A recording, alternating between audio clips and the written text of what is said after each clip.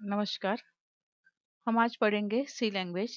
लेकिन सी लैंग्वेज पढ़ने के पहले we need to clear some basic part. जैसे कंप्यूटर के दो पार्ट होते हैं, सॉफ्टवेयर एंड हार्डवेयर। यहाँ पे हमें हार्डवेयर के बारे में कुछ डिस्कस नहीं करना है। We need to discuss about software. तो पहला पार्ट होता है ऑपरेटिंग सिस्टम। आप सब लोगों को पता है what is mean bye operating system. आज हम जो भी करते हैं कंप्यूटर के ऊपर, और एक ऑपरेटिंग सिस्टम के थ्रू सब परफॉर्म होता है फंक्शंस। देयरफॉर ऑपरेटिंग सिस्टम जो है वो है एक बेसिक पार्ट और main part of your computer.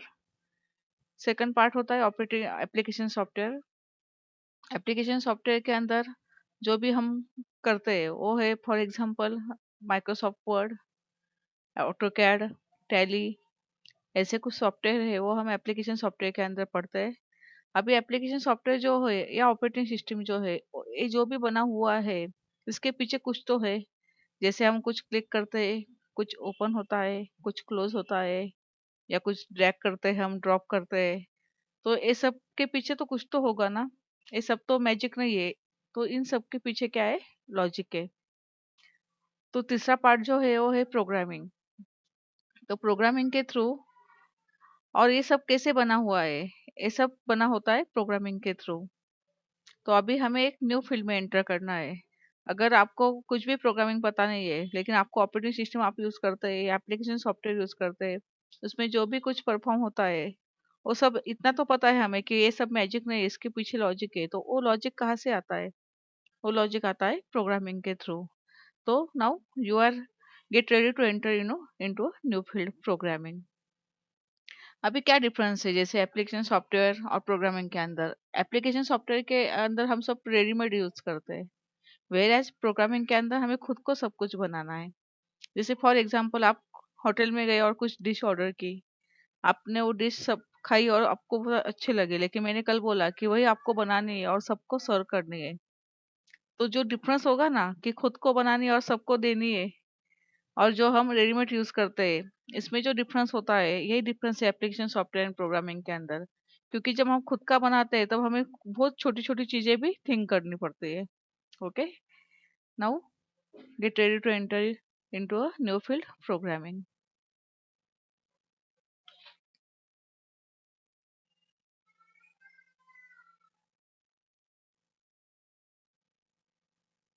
Late us take a look at the evolution of software. अभी ऐसे तो नहीं है कि आज हम प्रोग्रामिंग टाइप करते वैसे ही डायरेक्टली बनी हुई है। तो पहले यूज करते थे binary language, that is 0 and 1। Binary language जो सबसे आज भी वही यूज होती है जब आप लोग कंप्यूटर के अंदर कुछ करते हैं। तो कंप्यूटर आफ्टर ऑल कौन सी लैंग्वेज आइडेंटिफाई करता है? Binary language. तो इसका फॉर्म होता है 0 and 1।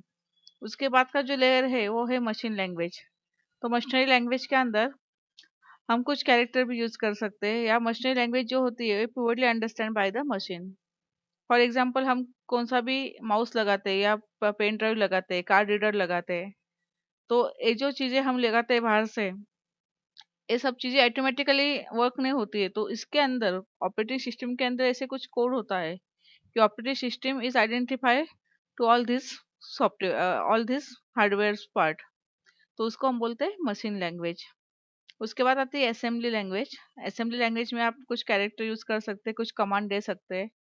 और उसके बाद का जो लेयर है वो है प्रोसीजर ओरिएंटेड प्रोग्रामिंग लैंग्वेज। यही अभी हमें पढ़ना है, ये है सी लैंग्वेज। लेकिन आज के डेट में सबसे जो अपर मोस्ट लेयर है वो है ऑब्जेक्ट ओरिएंटेड प्रोग्रामिंग। इसका one of the basic application है सी प्लस प्लस। उसके बाद आप लोग जा सकते हैं जावा है, डॉट नेट है, एक्सेट्रा बहुत सारी लैंग्वेजेस है जो आज के डेट में ऑब्जेक्ट ओरिएंटेड प्रोग्रामिंग कंसेप्ट को यूज करती है। आफ्टर ऑल इसका बेस कौन सा होता है? Procedure oriented programming language. इस डायग्राम के अंदर एक स्पेशलिटी है आज के डेट में। ये पूरा जो डायग्राम है, ये पूरी डायग्राम के लेयर जो है वो आज आज के डेट में इक्वली फंक्शनल है। हम ऐसे नहीं बोल सकते कि ऑब्जेक्ट ओरिएंटेड है तो हम बाइनरी लैंग्वेज नहीं है या मशीन लैंग्वेज नहीं यूज करते, ऐसे नहीं है। आज के डेट में ये सब हम इक्वली फंक्शनल है और इक्वली यूज कर सकते हैं। अगर हम जब पढ़ते हैं तो हम बोलते हैं सी लैंग्वेज। तो what is mean by language?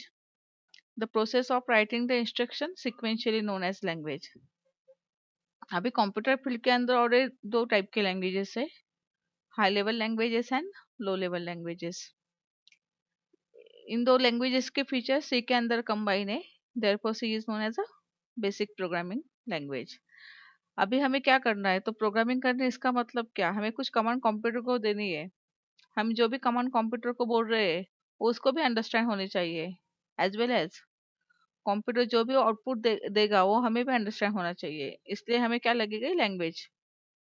तो ये जो लैंग्वेज है, it is a process of writing the instructions. इसका मतलब आपको पूरा कोड लिखना है और फिर वो भी एक सीक्वेंस के अंदर होना चाहिए। What is mean bye sequence? Sequence को आप बोल सकते हैं logic. Logic means what, a sequence of instruction. हम रोज के लाइफ में भी हम जो भी करते हैं वो सब सिक्वेंशियली हम करते हैं। इसलिए ऐसे नहीं बोल सकते हम कि लॉजिक क्या होता है, हमें नहीं पता, हम कहाँ से लाएंगे लॉजिक। लॉजिक का मतलब क्या हुआ, जो भी आपको करना है उसका एक पर्टिकुलर सीक्वेंस होता है, उसको हम बोलते हैं लॉजिक। तो जब भी आप इंस्ट्रक्शन लॉजिकल फ्लो में लिखते हैं तो उसको हम बोलते हैं प्रोग्रामिंग। ओके, अभी हिस्ट्री देखिए, बहुत सिंपल हिस्ट्री है। 1972 में Martin Richard first found the BCPL language. BCPL का मीनिंग है basic code for programming language. इसको ही हम बोलते थे B language. Ken Thompson and Dennis Ritchie added some feature to a B language and given name C language. Why C? Because after alphabetically after B there is C, therefore C language. तो इतनी simple history है। तो अगर किसी ने पूछा कि वो who is the founder of C language, तो आप डेनिस रिची बोल सकते हैं। ओके, ये कुछ फीचर्स है सी के। सी इज अ कोड लैंग्वेज, इसका मतलब है बेसिक प्रोग्रामिंग लैंग्वेज है। अगर आपको प्रोग्रामिंग करना है, ठीक है, कभी कभी ऐसे भी होता है कि डायरेक्टली आपको ऑब्जेक्ट ओरिएंटेड प्रोग्रामिंग आता है स्टडी के अंदर, लेकिन उसके पहले अगर आपका सी लैंग्वेज हो गया है तो आपको बहुत ज़्यादा कंफर्टेबल लगता है। तो इसको हम बोलते हैं कोर और basic language. It is a middle level language, क्योंकि जैसे मैंने बोला कि कंप्यूटर के अंदर already high level and low level languages होते हैं। इन दोनों का कॉम्बिनेशन जो है वो सी लैंग्वेज के अंदर होता है, और या इसके इन दोनों के जो सम फीचर्स है वो सी के अंदर कंबाइन होते हैं। इसलिए C is known as a middle level programming language. लेकिन हम जब भी कुछ भी करते हैं या आपको पता है कि हम जब कुछ इंस्ट्रक्शन टाइप करते हैं तो प्लेन इंग्लिश के अंदर होता है, और computer does not able to understand the English language. इसके लिए हम जब भी प्रोग्राम करते हैं तो हमें कंपलसरी एक इंटरप्रेटर चाहिए, जिसको हम बोल सकते हैं कंपाइलर। तो ये भी इसके अंदर होता है, सी लैंग्वेज के अंदर। We will discuss it in detail.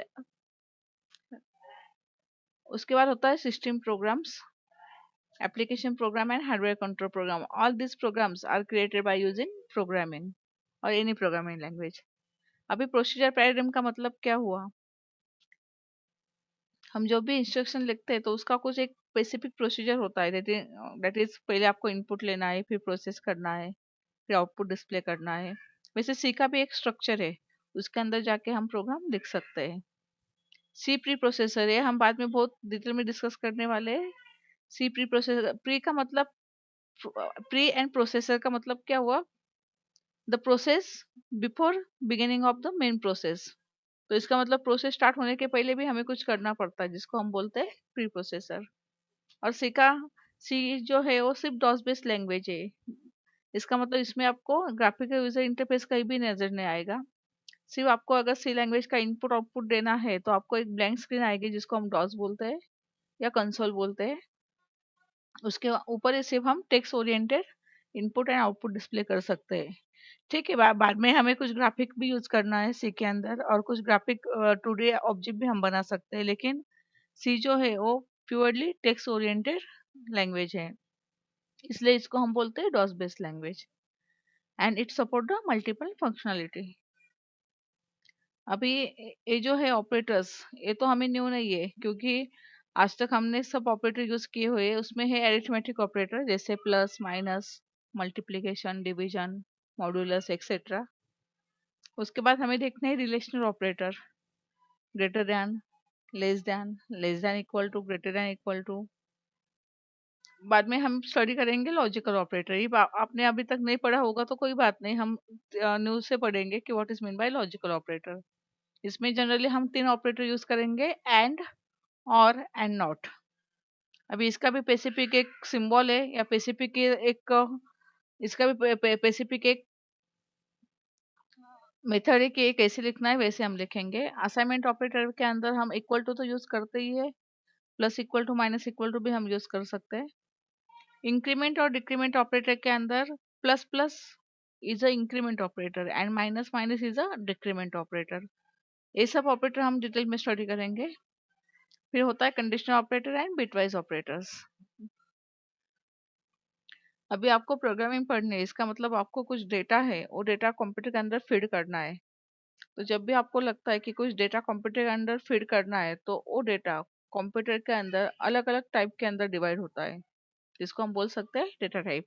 जैसे आप आपके घर आपकी खुद की चीजें कबर्ड के अंदर लगते हैं, तो कबर्ड के अंदर जैसे कुछ शेल्फ होते हैं, वैसे कंप्यूटर के अंदर मेमोरी के अंदर हमें जो भी डेटा स्टोर करना है उसके लिए कुछ स्टोरेज स्पेसेस होती है अलग अलग।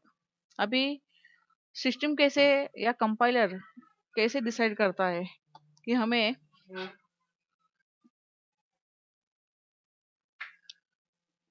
कौन सी वैल्यू स्टोर करनी है, कहाँ पे स्टोर करनी है, तो उसके लिए हमारे पास अलग अलग टाइप्स होते हैं। उससे कंपाइलर डिसाइड करता है कि कौन से डेटा किस टाइप के अंदर स्टोर होना चाहिए। जैसे आप लोग देख रहे हैं यहाँ पे 3 मेजर टाइप है। इंटीग्रल, जिसको हम इनबिल्ट बोलते हैं, जो ऑलरेडी है सी के अंदर। Derive and user define. अभी इंटीग्रल के अंदर पहला जो होता है उसको हम बोलते हैं इंटीजर। इंटीजर का मतलब होता है इसके अंदर हम सिर्फ होल नंबर्स डाल सकते हैं। जैसे आपका रोल नंबर है, कुछ कोड है, वो इंटीजर के अंदर आ सकता है। फ्लोट के अंदर हम फ्रैक्शनल वैल्यू भी डाल सकते हैं, जैसे जो वैल्यू पॉइंट में होती है वो वैल्यू हम फ्लोट के अंदर डाल सकते हैं। और कैरेक्टर, जैसे उसका नाम ही है कैर, कैर का मतलब क्या हुआ, अल्फाबेटिकल डेटा, तो इसके अंदर आप अल्फाबेटिकल डेटा भी डाल सकते हैं। बाद में हमें पढ़ना है एरे। एरे को array is also known as a set और कलेक्शन। उसके बाद है पॉइंटर, स्ट्रक्चर, टाइप डिफाइन। ये बाकी सब हम बाद में पढ़ेंगे। अभी ये जो है इंटीजर, फ्लोट, कैरेक्टर, इसके भी सब टाइप्स होते हैं। यानी हमारा डेटा जो है वो किस टाइप के अंदर स्टोर होना चाहिए, ये हमें पता होना चाहिए। तो उसके लिए हम क्या करते हैं, या बिफोर प्रोग्रामिंग, बिफोर बिगिनिंग और before creating any program, you should know the types, memory allocation, format and memory range. जैसे फॉर एग्जांपल इंटीजर है, उसका फॉर्मेट है %d, उसकी मेमोरी है 2 बाइट्स, और उसकी रेंज है 32 767 पॉजिटिव एंड नेगेटिव 32 768। इसका मतलब अगर आपको इंटीजर के अंदर कुछ डालना है तो आप यहाँ तक ही डाल सकते हैं। इससे अगर बड़ी वैल्यू है आपके पास, जैसे आप बोलेंगे कि हमें सैलरी फीड करनी है और सैलरी 40,000 है, तो उस केस में you have a long integer type. इसका फॉर्मेट होता है पर्सनली। अभी आप बोलेंगे फॉर्मेट का क्या करना है, तो जब भी हम प्रोग्राम लिखते हैं कंप्यूटर को, जब भी हमें वैल्यू देना पड़ता है या कंप्यूटर से वैल्यू लेना पड़ता है, तो in that case we use a format. तो प्रोग्राम के अंदर आपका क्लियर हो जाएगा कि फॉर्मेट कैसे यूज करते हैं। लेकिन उसके पहले आपको याद होना चाहिए कि इंटीजर का फॉर्मेट %d है, लॉन्ग का %ld है, and vice versa. Okay. Long integer allocate 4 bytes in memory और इसका रेंज है अप टू 10 डिजिट। उसके बाद अनसाइन इंटीजर भी हम यूज कर सकते हैं, उसका रेंज बहुत बड़ा है, लेकिन ये सिर्फ पॉजिटिव वैल्यू ही एक्सेप्ट करेगा। अनसाइन का मतलब क्या हुआ है, सिर्फ पॉजिटिव। अगर फ्रैक्शनल वैल्यू है विद डेसिमल पॉइंट वैल्यू है तो हम फ्लोट यूज करेंगे। उसका मेमोरी काफी बड़ा है एज कम्पेयर टू इंटीजर। 3.4 मेंटस रेस टू 28 टू निगेटिव 3.4 मेंटस रेस टू 28। अगर उससे ही बड़ी वैल्यू है तो आप डबल यूज कर सकते हैं। डबल में आपको कौन सा भी फॉर्मेट चलेगा, %f और %lf। It will allocate 8 bytes in memory and the range of memory is raise to 38। अभी यहाँ पे कैरेक्टर के दो फॉर्मेट है, एक परसेंट सी है, लेकिन यहाँ पे जैसे दिया गया है कि percent C allocate only a single byte. इसका मतलब अगर आपको सिर्फ सिंगल अल्फाबेट एंटर करना है तो आप परसेंट से यूज कर सकते हैं। और ये जो रेंज है ये ऑपरेटिंग सिस्टम की रेंज होती है। लेकिन अगर आप बोलेंगे कि मुझे मेरा नाम पुट करना है, मुझे मेरा नाम फीड करना है, तो फिर आपको सिंगल कैरेक्टर नहीं चलने वाला, तो आपको लगेगा सेट ऑफ कैरेक्टर्स। तो सेट ऑफ कैरेक्टर जो होता है वो होता है %s। फिर इसकी रेंज क्यों नहीं है? बिकॉज यहाँ पे आपके ऊपर डिपेंड रहेगा कि आपको कितने नंबर ऑफ कैरेक्टर्स फीड करने हैं, ऑफ 10, 20, 50, 100, तो उतने बाइट्स वो लेगा। इसका मतलब single character single byte, 10 character 10 bytes, 20 character 20 bytes, like this. और उसका रेंज है 0 to 255। तो प्रोग्राम शुरू होने के पहले ये सब हमें याद होना चाहिए, या ये सब हमें, जब हम प्रोग्राम के अंदर यूज करेंगे परसेंट डी, तो फिर आपको याद रखना रखना होगा कि परसेंट डी क्यों यूज किया है, क्योंकि इंटीजर टाइप का था इसलिए। ओके। उसके बाद आता है वेरिएबल्स। हम जो भी डेटा फीड करते हैं कंप्यूटर के अंदर, वो वेरिएबल के थ्रू करते हैं। जैसे आप बोलेंगे कि आपको सिर्फ दो नंबर पुट करके उसके एडिशन देखनी है, फिर भी आपको तीन वेरिएबल लगेंगे। आपको जितना वैल्यू हैंडल करना है प्रोग्राम के अंदर, उस सब के लिए आपको अलग अलग वेरिएबल्स लगते हैं, क्योंकि एक बार एक वेरिएबल एक ही वैल्यू होल्ड करता है। ओके। तो वेरिएबल क्या होते हैं? Variables are the name location in memory that are use to hold a value. और ये वैल्यू हम चेंज भी कर सकते हैं प्रोग्राम के अंदर। अभी वेरिएबल लेंगे कैसे? तो डेटा टाइप, जो अभी हमने पढ़ा ना, इंटीजर, फ्लोट, कैरेक्टर, वो डेटा टाइप आपको देना पड़ेगा। उसके आगे आइडेंटिफायर, जिसको हम बोलते हैं वेरिएबल। जैसे यहाँ पे हमने इंटीजर दिया हुआ है, इंटीजर के आगे एबीसी है, तो एबीसी क्या हुआ? वेरिएबल हुआ। लेकिन ABC is not alphabet, ABC ये तो सिर्फ लोकेशन का नाम हुआ। लेकिन इसके अंदर जो वैल्यू होगी वो किस टाइप की होगी? इंटीजर टाइप की, या एक्स वाई जेड। यहाँ पे हम लॉन्ग इंटीजर लिया, और यहाँ पे देखो कैरेक्टर के दो फॉर्म है। सिर्फ आपने एस नेम लिया तो आप परसेंट सी से वैल्यू डाल सकते हैं, लेकिन ये क्या अलाउड करेगा? Only single value.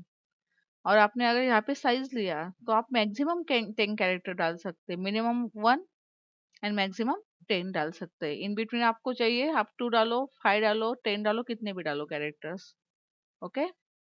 अभी टाइप्स क्या होते हैं वेरिएबल के? पहले होता है लोकल वेरिएबल। तो लोकल वेरिएबल अभी हम जो यूज करेंगे प्रोग्राम के अंदर, वो सब लोकल वेरिएबल्स ही हम ज्यादातर यूज करेंगे, क्योंकि लोकल वेरिएबल जो होते हैं वो जो भी हम फंक्शन लिखते हैं उसके अंदर होता है। और एक टाइप होता है ग्लोबल वेरिएबल्स, ये ऑलवेज सब फंक्शन के बाहर होता है। ये जो कंसेप्ट है ये आपको ज्यादा क्लियर होगा in case of user defined function. अभी ये बहुत इंपॉर्टेंट है। अगर आपको लगता है कि आप जो प्रोग्राम टाइप कर रहे हैं उसके अंदर कम से कम एरर्स आनी चाहिए, तो फिर आपका ये रूल सब आपको ठीक से याद रखने पड़ेंगे। पहला रूल है, name of the variable should be start from alphabet. आपका वेरिएबल का नाम अल्फाबेट से स्टार्ट होना चाहिए, यहाँ पे डिजिट नहीं चलने वाले। वेरिएबल नेम के अंदर स्पेस भी नहीं चलेगी। जैसे आपको लिखना है स्टूडेंट नेम, तो स्टूडेंट नेम एक साथ लिखना पड़ेगा आपको एज ए सिंगल वर्ड। या फिर आप सेपरेशन यूज कर सकते हैं, जैसे आप अंडरस्कोर यूज कर सकते हैं, या बिगिनिंग में आप अंडरस्कोर यूज कर सकते हैं, लेकिन स्पेस बिल्कुल नहीं यूज कर सकते, क्योंकि स्पेस का मतलब क्या होता है? सेपरेशन। तो ये अलाउड नहीं है। लेकिन जब आप डेटा टाइप के अंदर वेरिएबल को डिक्लेयर करेंगे, तो in between data type and variable name वहां पे स्पेस होनी ही चाहिए, या फिर कंपाइलर को पता ही नहीं चलेगा कि आपको किस टाइप के अंदर क्या डिक्लेयर कर रहे हैं। आप अंडरस्कोर यूज कर सकते हैं। अगर आप सिंगल टाइप के अंदर मल्टीपल वेरिएबल चाहते हैं तो कोई बात नहीं, सिर्फ कॉमा से सेपरेशन करो, और सबसे एंड में होता है सेमीकोलन। आप जितने रूल अच्छे से ध्यान रखेंगे उतना आपको कम से कम एरर्स आएंगे प्रोग्राम के अंदर। अभी जब भी हम कुछ प्रोग्राम करते हैं तो मेन होता है लॉजिक, इनपुट एंड आउटपुट। लेकिन जैसे मैंने बोला कि सी के अंदर आपको सिर्फ टेक्स्ट ओरिएंटेड इनपुट आउटपुट आप दे सकते हैं। सी के अंदर हम फंक्शन यूज करेंगे जिसके थ्रू हम input and output operation perform करेंगे। बाद में जब हम ग्राफिक्स पढ़ेंगे तो उसके अंदर हमें ग्राफिकल फंक्शंस भी है, लेकिन अभी इनिशियली हमें सिर्फ टेक्स्ट ओरिएंटेड डेटा हैंडल करना है। अगर आपको आउटपुट डिस्प्ले करना है सी के अंदर, तो आपको ये प्रिंटफ फंक्शन अवेलेबल है।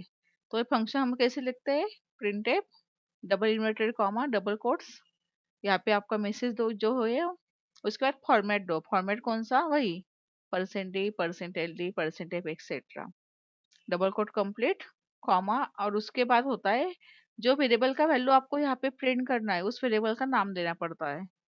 ओके। अगर आप बोलेंगे हमें वैल्यू नहीं प्रिंट करना, तो कोई बात नहीं, सिर्फ यहाँ पे डबल कोट के अंदर आपका मैसेज दो, आपको जो चाहिए वो। अगर वैल्यू प्रिंट करना है तो आपको, अगर आपके पास 5 वैल्यू है तो आपको 5 फॉर्मेट देने पड़ेंगे, अगर एक वैल्यू है तो एक फॉर्मेट दो। Okay. Like this you can display the output. अभी अगर हमें यूजर से वैल्यू लेनी है तो उसके लिए होता है स्कैनएफ फंक्शन, लेकिन वो लिखते कैसे हैं? अभी ये सब रेडीमेड फंक्शन है, इनबिल्ट फंक्शन है, इसलिए ये जैसे है वैसे हमें एक्सेप्ट करना है। तो इसको लिखना कैसे पड़ेगा हमें? स्कैनएफ सब स्मॉल केस के अंदर है, डबल कोट फॉर्मेट देना पड़ेगा, %d %f %s, double quote complete comma, और फिर यहाँ पे हमें देना पड़ेगा कि हमने जो वेरिएबल्स लिए हैं किस वेरिएबल के एड्रेस को ये वैल्यू स्टोर होनी चाहिए। एंड होता है एड्रेस, क्योंकि आपको पता है जब भी हम मेमोरी यूज करते हैं तो मेमोरी सिर्फ हमारे वेरिएबल तो नहीं होने वाले हैं, बहुत काफी कुछ डेटा होता है, लेकिन हमें एग्जैक्ट कहाँ पे जाना है? वेरिएबल के एड्रेस के ऊपर जाना है। जैसे मैंने ABC वेरिएबल लिया है तो मुझे ABC के ऊपर ही जाना है।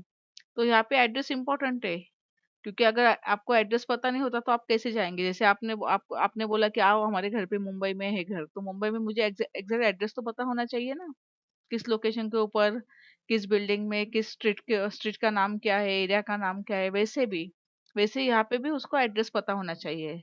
अगर आप भूल जाएंगे एड्रेस तो वो प्रॉपर वैल्यू स्टोर नहीं करेगा और आपको वो वैल्यू अवेलेबल ही नहीं होगा प्रोग्राम के अंदर। तो and indicate the memory address, ये बहुत इसेंशियल है। और भी बहुत सारे फंक्शंस हमें यूज करने प्रोग्राम के अंदर। जैसे पहले होता है मेन फंक्शन। मेन फंक्शन जो है उसका नाम ही मेन है, क्योंकि इससे हमारा प्रोग्राम बिगिन होता है।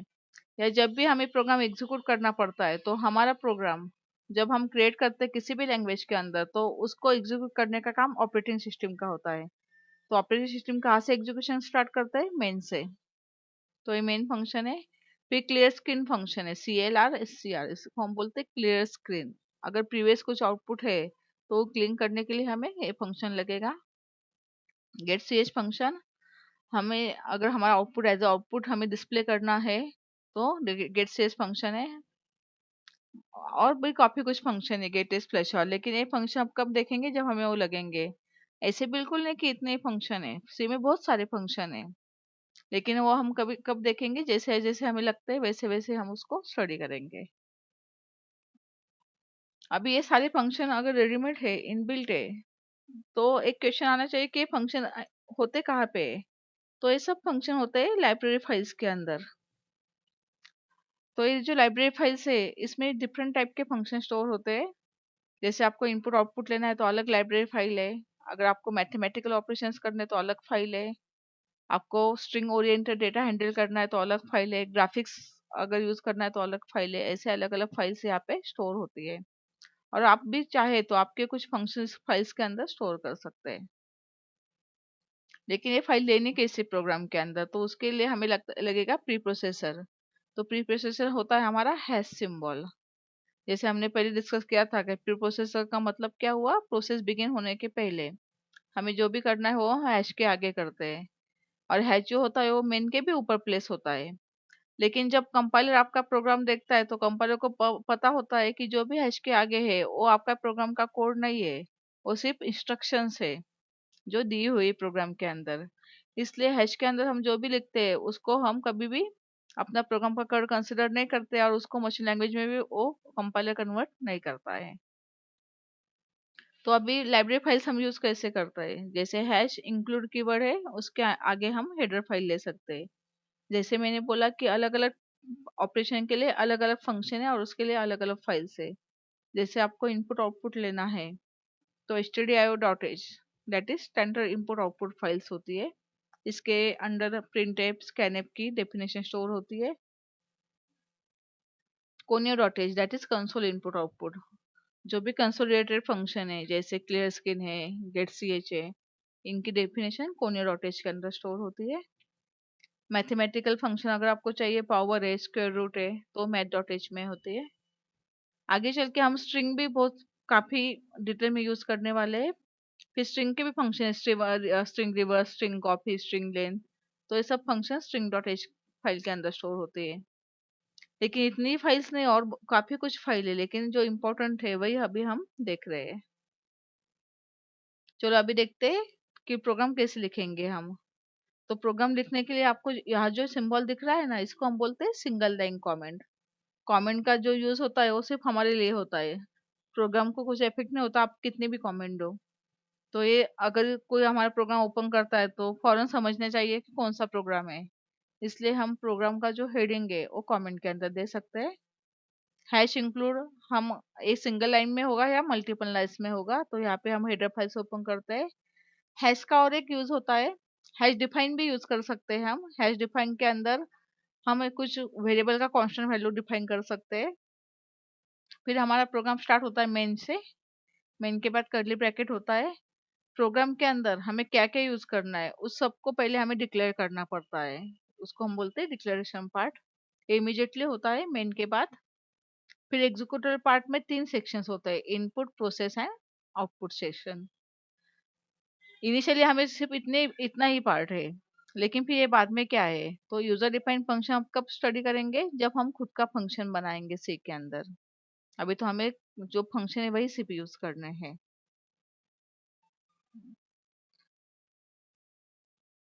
अभी ये कुछ चीजें होती है, उसका थ्योरी सिर्फ देखना है आपको कि कांस्टेंट कांस्टेंट का मतलब क्या हुआ, ऐसी वैल्यू जो फिक्स रहेगी वो कभी चेंज नहीं हो सकती। तो आप इंटीजर में भी कांस्टेंट ले सकते हैं, कैरेक्टर में भी ले सकते हैं और फ्लोट में भी।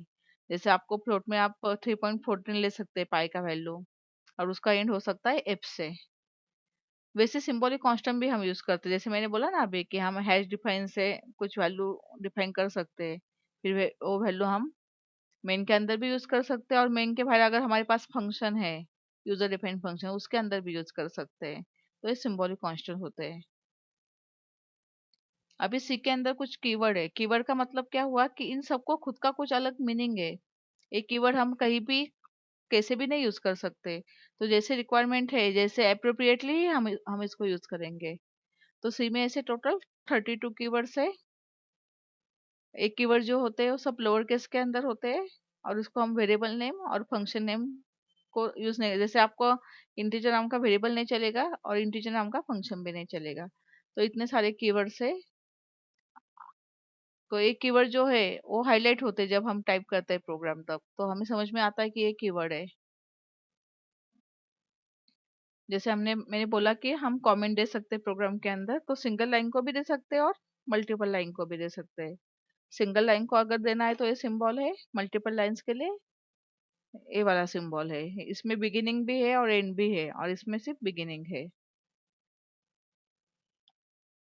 अभी प्रोग्राम के अंदर हमें कुछ और कैरेक्टर यूज करने हैं जिसको हम बोलते हैं एस्केप। एस्केप का मतलब क्या हुआ कि ये जो सिंबल है इसको हम एस्केप बोलते हैं। तो इसके बाद जो भी कैरेक्टर हम सिंगल कैरेक्टर पुट करेंगे ना, उसको खुद का कुछ मीनिंग होता है। जैसे स्लैश एन दिया तो न्यू लाइन होता है। अगर कंपाइलर देखेगा कि स्लैश एन है प्रिंटफ के अंदर, तो उसको समझ में आएगा कि न्यू लाइन के ऊपर जाके प्रिंट करना है। वैसे ही हम यूज करेंगे स्लैश टी। अगर हमें हॉरिजॉन्टली सिंगल स्पेस से ज्यादा स्पेस चाहिए तो हम हॉरिजॉन्टल यूज करें। जैसे सिंगल कोट डबल कोट भी यूज होता है। स्लैश ए हम अलर्ट के लिए या अलार्म के लिए या बिप के लिए यूज करते हैं। तो ऐसे हम एक्सेप्ट सीक्वेंस हम प्रोग्राम के अंदर यूज करेंगे जैसे रिक्वायरमेंट होगी। अभी ये इम्पोर्टेंट है, अगर आपको कुछ भी प्रोग्रामिंग पता नहीं है फिर भी आप ठीक से ध्यान दो कि जब भी आप एक प्रोग्राम टाइप करते हैं और उसका आउटपुट आपको सक्सेसफुली आ जाता है, तो इन बिटवीन आपका प्रोग्राम काफी कुछ स्टेज से पास हो जाता है। तो वो स्टेजेस क्या होती है, जब भी आप आपका प्रोग्राम खुद का टाइप करते हैं तो उसको हम बोलते हैं सोर्स फाइल। अगर आप सी का टाइप करें तो डॉट सी, सीपीपी का है तो dot C, CPP, dot Java का है तो डॉट जावा। ऐसे हम सोर्स फाइल बनाते हैं। अभी हमने सी की फाइल बना दी, तो सी के फाइल के बाद कंपाइलर आता है। इसका मतलब जब भी हमारी फाइल रेडी हो जाती है तो कंपाइलर का काम क्या होता है, उसको चेक करना। तो चेक करने के टाइम वो हैश इंक्लूड फाइल जो भी हमने ओपन की हुई है वो यूज करेगा। कंपाइलर का और एक काम होता है कि आपका जो प्रोग्राम टाइप किया हो उसके सब सिंटैक्स चेक करने, जैसे कॉमा मिसिंग है, सेमीकोलन मिसिंग है, कुछ वेरिएबल है डिक्लेयर किया हुआ है लेकिन उसका यूज नहीं किया हुआ है, या फिर वेरिएबल डिक्लेयर नहीं किया है और डायरेक्टली उस वेरिएबल का नाम यूज किया हुआ है। तो ऐसे अलग अलग टाइप के एरर्स आपके प्रोग्राम के अंदर आते हैं जिसको हम बोलते हैं कंपाइलर एरर। अगर एक भी कंपाइलर एरर नहीं है तो आपकी प्रोग्राम की ऑब्जेक्ट फाइल बनती है जिसको हम बोलते हैं डॉट ओबीजे फाइल। फिर उस फाइल लिंक होती है, लिंक होने के टाइम वो लाइब्रेरी फाइल्स पूरे ओपन करके उसके अंदर के फंक्शन चेक करेगा। इसलिए प्रोग्राम के अंदर आपको दो टाइप के एरर आते हैं, compiler error and linker error. Compiler error कब आती है, जब कुछ सिंटैक्स मिसमैच होता है। और लिंकर एरर कब आती है, जब कुछ फंक्शन का स्पेलिंग रॉन्ग होता है। अगर सब कुछ सक्सेसफुली होता है तो डॉट .exe फाइल बनती है, और डॉट .exe फाइल का मतलब क्या हुआ, हमारी आउटपुट की फाइल। इसका मतलब अगर आप सी का एक प्रोग्राम करेंगे तो आपको बिफोर कंपाइलेशन आपकी एक ही फाइल होगी डॉट सी, लेकिन आफ्टर कंपाइलेशन एंड एग्जीक्यूशन आपके पास 3 फाइल होगी, dot C, dot OBJ and dot .exe। जैसे आपका प्रोग्राम का नाम है माई प्रोग्राम डॉट सी, तो सोर्स फाइल होगी my program dot C, object file my program dot OBJ, my program dot .exe। Okay, ये इसकी सब थ्योरी है। अभी हम सब कुछ एग्जांपल देखेंगे नेक्स्ट लेक्चर के अंदर। ओके, धन्यवाद।